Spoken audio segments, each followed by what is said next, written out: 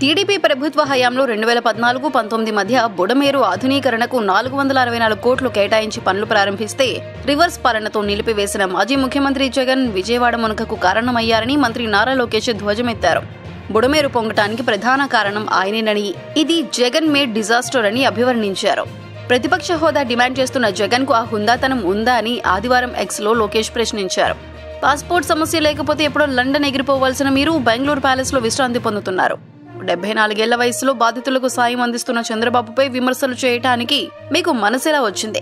విపత్తులు వచ్చి ప్రజలు కష్టాల్లో ఉన్నప్పుడు సొంత డబ్బుతో కనీసం పులిహోర ప్యాకెట్లు అందజేసిన చరిత్ర మీకు లేదు. పైగా మీరు ప్రకటించే సెల్ఫ్ చెక్స్ కథ అందరికీ తెలిసిందే అని దుయ్యబట్టారు.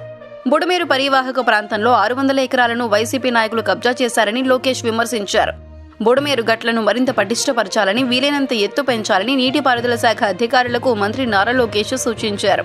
రేయింబవళ్లు శ్రమించి ఎట్టకేలకు గండ్ల పూడ్చివేత పనులను పూర్తి చేసినందుకు మంత్రి నిమ్మల రామానాయుడిని, అధికార యంత్రాంగాన్ని, సైనికులను, కార్మికులను అభినందించారు.